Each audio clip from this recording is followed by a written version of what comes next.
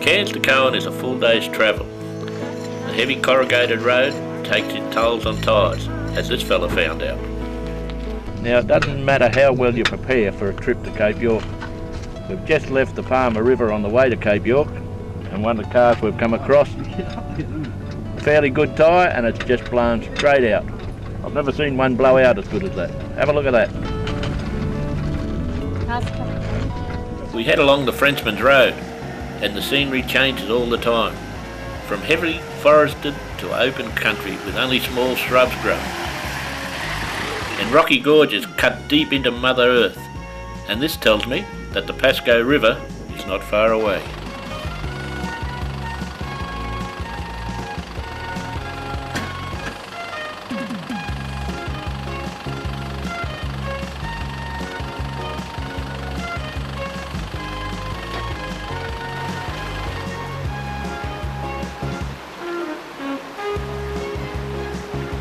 The tag-along which has followed us watches on anxiously as my cameraman, Stan, crosses.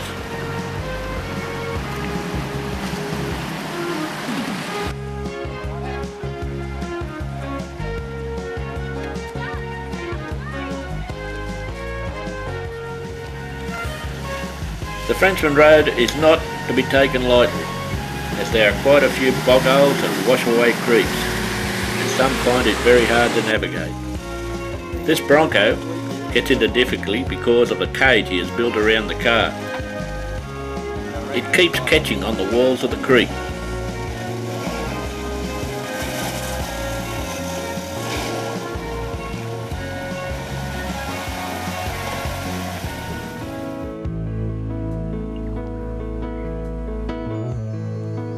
Oh, look, he's got me.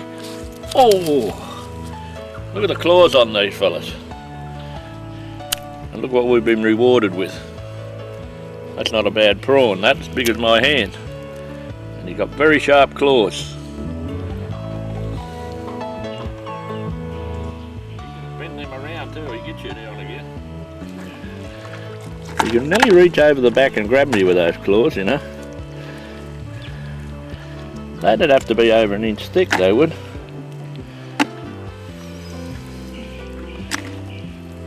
Whoop. Look at him grabbing me.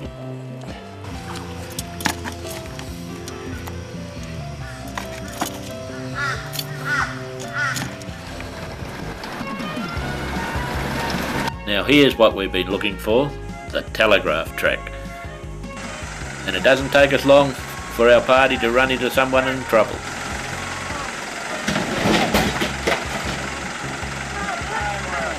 The only thing that saved it was the steep banks of the cutaway. A bit of help from our crew and he's on his way. This incident just reminds us you have to keep your wits about you all the time. As we leave the Dalhunty, the tag-along leaves with us. I don't mind, as I find they are good company, especially the kids.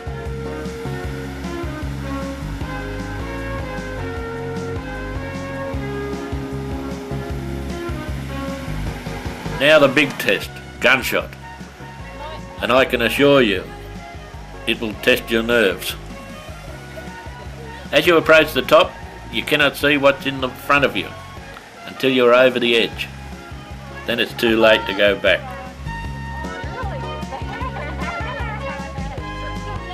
One of the cars finds gunshot unforgiving. Cape York is not all wild and rough. It has its fragile beauty.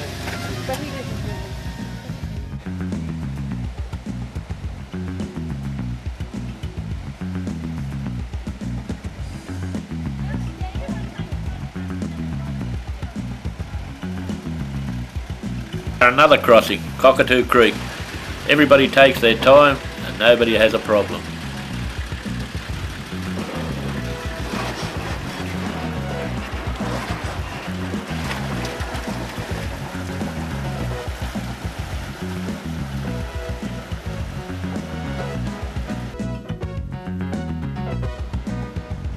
As soon as the road widens, the heavy corrugation starts again. But it's all worth it. Fruitbat Falls, it's just down the road.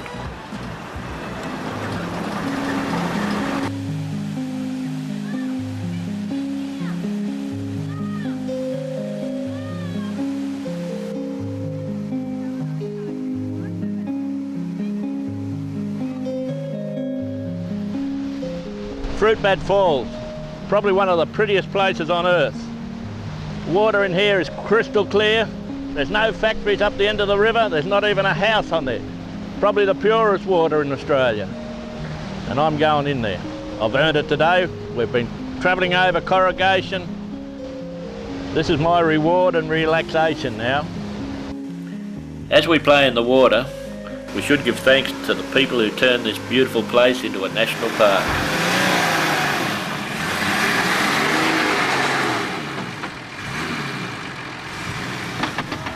Birdie Creek is a bad one.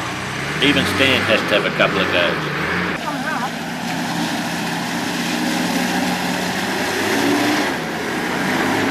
And I zigged when I should have zagged. Which just goes to show you, even the experienced can get into trouble on these treacherous tracks. Frank! Hey! Don't do anything. Let's have a look.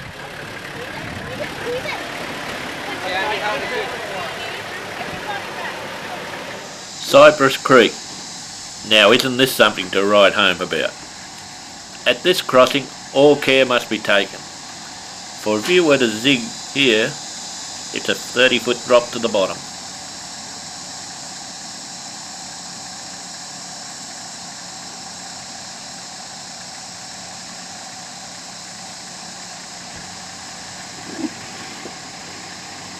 The Jardine crossing.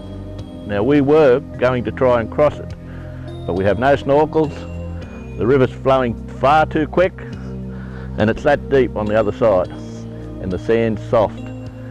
So there's no way in the world that we can get our cars across it. We have to go back to the ferry.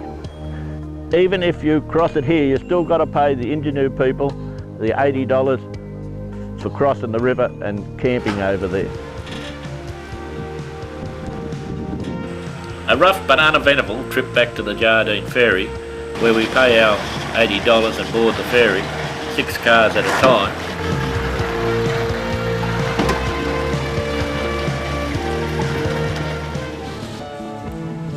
Our next destination is Vrilya Point, and as beautiful as it is, it lacks the main resource that we need, fresh water. Before you're going into Vrilya Point, stop here at Crystal Creek and fill up your drinking water, because there's no water at Vrilya Point, and you won't find a better bit of drinking water than this. After all the water containers are full, it's time to cool off. Wally finds a rope and shows us how.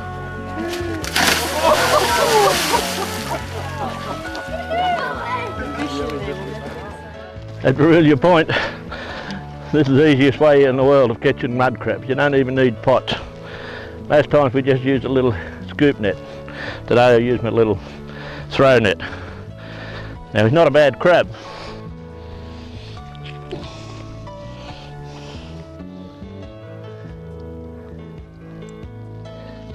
It's a little bit harder to get them out of the net. Just make sure he doesn't bite you.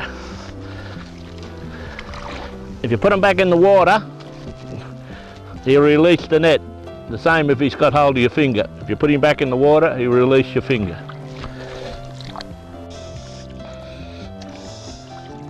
There it is.